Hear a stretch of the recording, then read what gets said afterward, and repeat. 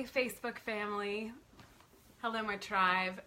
I'm Nicole Moline. I'm a coach and a trainer and a soul igniter in New York City, and I'm online tonight to have a conversation with you about New Year's, about vision casting for your new year, and mostly about maximizing joy for this new year. And I'm also here just to answer questions, a question and answer session about this new coaching program that I'm launching called Oath, which is a 40-day journey. It's a 40-day wellness journey in the broadest sense that is about, yes, of course, full-bodied movement in astonishing ways throughout the whole entire year, really setting a path for that, but also soul formation, dropping into your heart, and really practicing these kinds of practices and habits and integrating a habit of attentiveness, a habit of stillness in our lives that we're living out of. So hi you guys, I see that you're jumping on board here. If you're, I'm seeing all my people, my tribe, and some of you that I haven't met yet, friends I haven't met yet, hello. Let me know where you guys are watching from. Throw in a comment, just let me know where you're watching from tonight. I'm in New York City and it is 14 degrees outside. I ran 6 miles today, so I feel like a warrior. I've definitely put in my warrior time, my warrior hour. And I hope that you guys are getting after it, even in this cold. So hello, Stefania in Las Vegas. You're a lot warmer than we are. Hey, Dan. Hey, Chrissy. Let me know where you guys are logging in from today. Just throw in a comment that tells me where you're logging in. And while you're doing that, I'm going to just let my personal page, I'm broadcasting from my public page, so my personal page can know too, and they can jump on board as well. Say hello. Let me know where you're watching from tonight, and most importantly, let me know what your questions are about Oath, in particular, the 40-day journey that I'm leading that starts today, but registration is still open. And also let me know what your questions are about vision casting for the new year. I'm really interested in seeing what you're thinking about.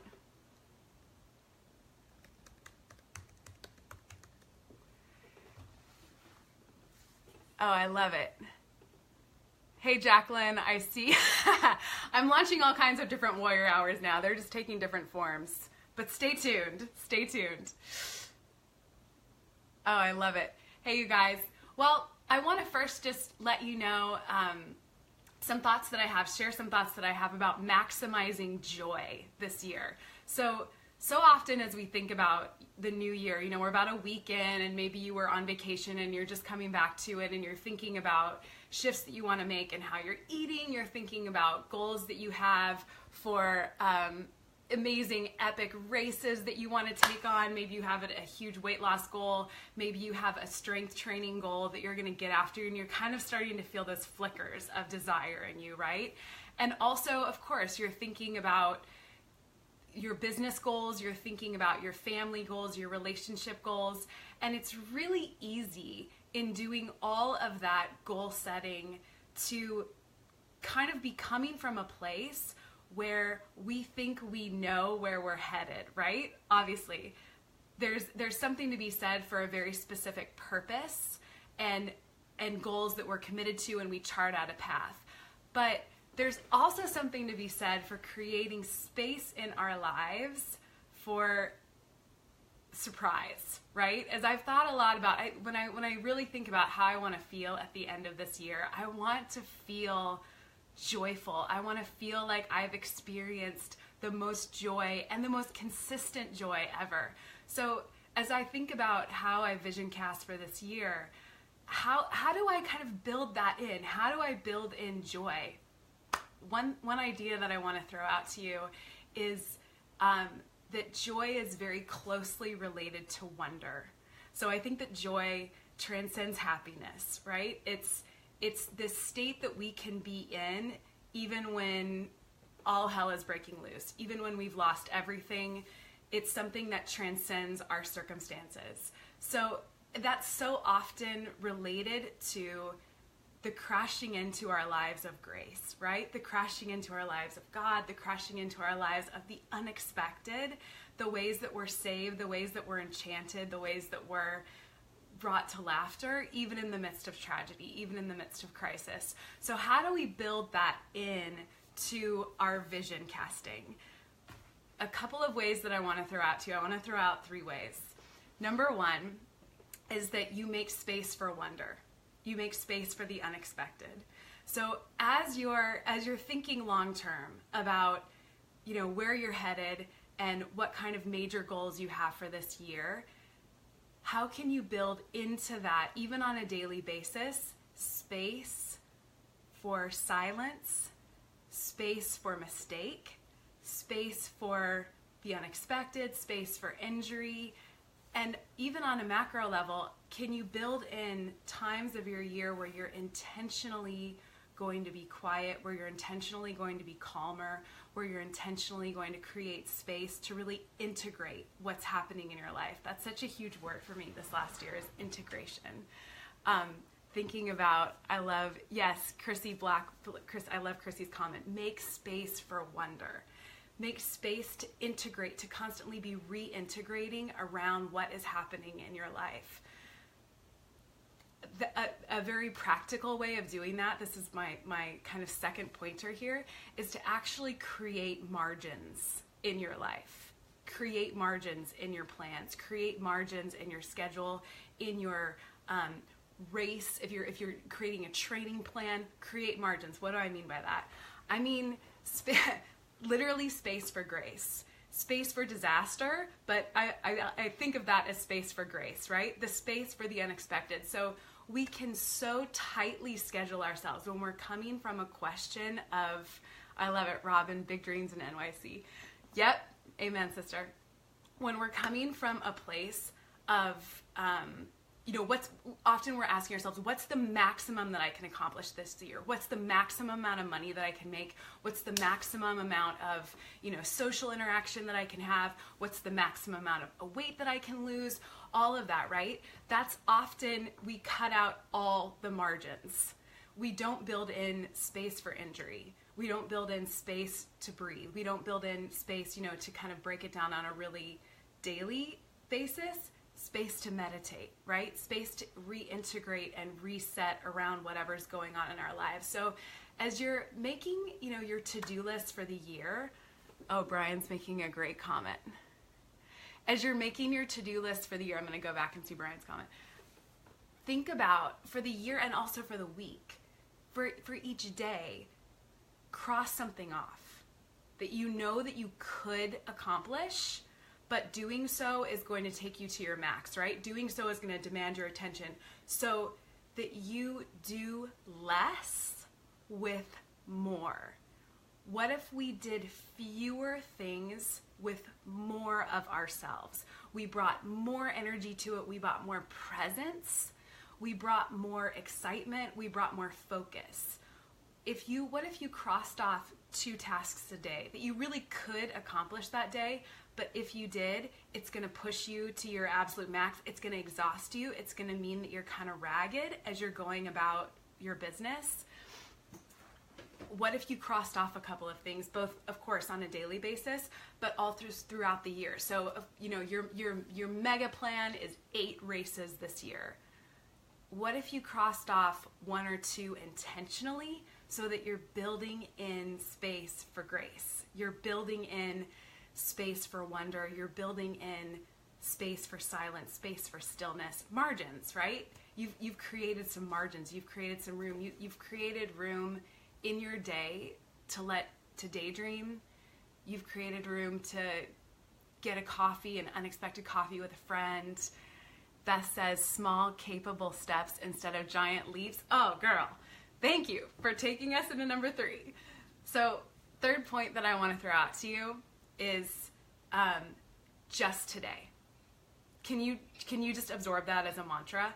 Just today. Just today. Where am I going with this? Of course, we have big dreams. Of course. Yes, I want you to have dreams that are so big that you have to grow into them. You have to grow to achieve them, right? All of us together have to grow to achieve these big dreams that we create, hopefully collaboratively together. But those can feel very overwhelming. And especially when they relate to wellness, especially, it's like the dead of winter right now. It's 14 degrees outside. It is, the least motivating day to get out, to exercise, to eat well. Like, we just want to be eating comfort food, right? But, and that thought, if your goal is, I want to lose 40 pounds, if your goal, I want to lose 100 pounds, if your goal is, I want to run my first 5K or I want to run my first marathon, and I'm not yet able to run like half a mile without joint issues or without, just like cardiovascular lack of fitness, whatever it is, I want you every day when you wake up to come at your goal from the perspective of, I just want to make myself proud today. I just want to make food choices that I'm proud of today. I just want to move in ways that heal me and that energize me and that astonish me today. I just want to rest in responsible and deep and restorative ways today. Just today. I can't tell you how much freedom this concept has given me when I'm looking at massive goals, an Ironman, 3 Ironman a year, or just shifting eating habits, or just even healing a relationship that is in, that you're wanting to save, that you're wanting to bring into a new chapter. Just today, I just want to make myself proud in my choices today. So I want to give you that soul food for thought.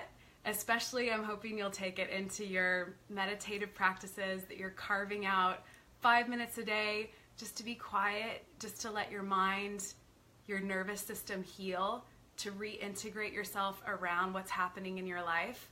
But I'm hoping maybe you can bring some of these ideas in. How can you create margins? How can you open yourself up to wonder, to the unexpected? And how can you just drop into today? Just make yourself proud today. I promise you those days will add up and your goals are going to take care of themselves. So I wanted to throw out those 3 ideas to you tonight. It's about maximizing joy so that you get to the end of this year and you are so full of gratitude for the ways that you were overwhelmed by joy, the ways that your life outgrew even your dreams for it. Okay, couple questions I see popping up. Rachel out in California is asking, how long is Oath? So Oath starts today. Oath is a 40-day journey that I've designed of transformation. No small stakes, people. Transformation.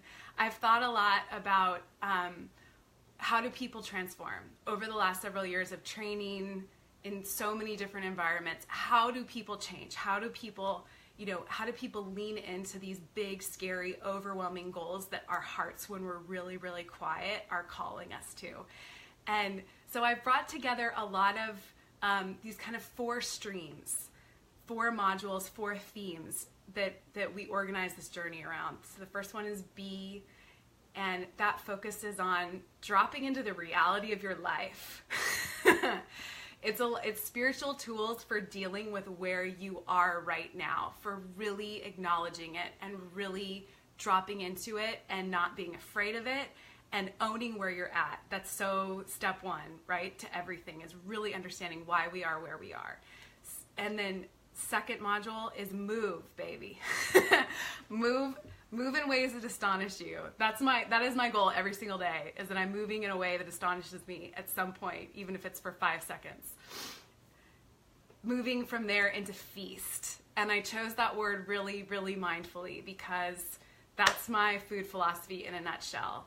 Eat mindfully, eat nourishingly, eat in a way that's going to energize you, that's going to rebuild you, that's going to fuel you, but also eat out of celebration instead of deprivation, instead of shame, instead of guilt.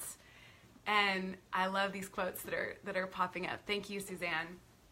And we land in this 4th module of Become, which is really what everything is aiming towards, right? What are our hearts demanding that we become? What are the dreams that our whole world is desperately in need of, and our spiritual DNA is demanding that we create, right? So we start by understanding where we're at, and we lean in through the ways that we're fueling and the ways that we're moving ourselves into what we can become.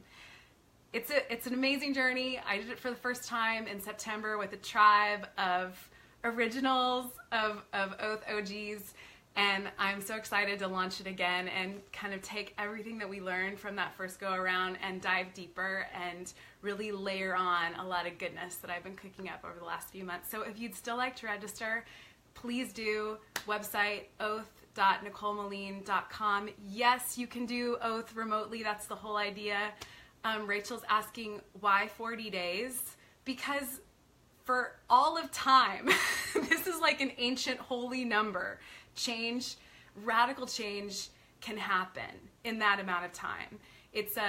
I love that it's a period that has had this kind of spiritual resonance, this like spiritual significance to so many spiritual traditions, that when you set aside your life and your focus for a period of time, 40 days will do it. 40 days will take you through a serious journey.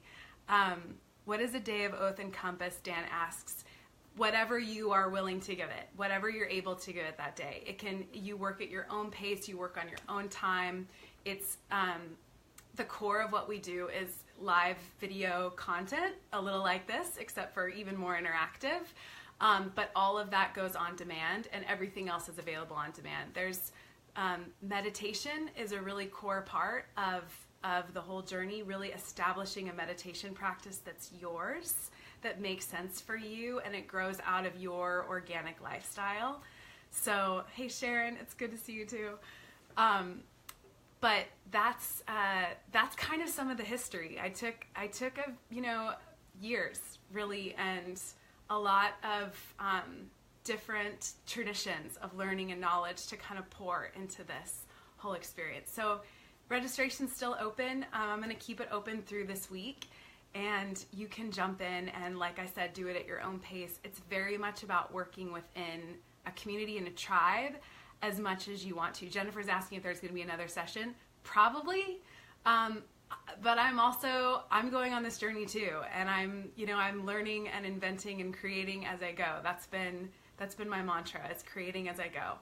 So probably, but I know that this one's happening for sure for now. Hey, Teresa. So I wanted to just be here for you guys. If you have any other questions about Oath, I'd love to answer them. If you have also just other questions about how do you maximize joy this year, throw them at me. I'm dialed in on your comments right now. Oh, Chrissy, I love you. Thanks, guys. I'm going to give it a few more minutes just to see if anyone has other questions or comments. Oh, Craig, I miss you too.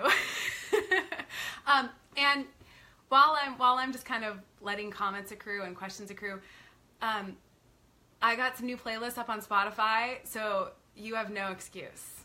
Dance around in your underwear, because you know what? That burns calories too. And it maximizes joy. So there's lots of playlists up on Spotify, and I'm going to start. Oh, Merrick, I can't wait to. I'm going to start also just to kind of tease with some upcoming all-access sweat content that will be appearing on a few different channels, so stay tuned for that. But Sean writes, joy is so important, you can't allow others to steal it from you, you decide. Amen. Oh my goodness. How many times this year have I just said very simply, no, you will not steal my joy. Melissa, go get more playlists on Spotify. I've got a Spotify channel up with lots of playlists. I'm uploading almost every week. Bye, Athena. Have a great night. Teresa says, I may have 3 more days of chemo, but wait, I gotta see what else she said. Oh, but she continues to look forward. That's what I'm talking about. It's a tribe of strength. We're building a tribe of strength, of inspiration, uplifting. Allison asks, how is Oath 2.0 different from 1.0?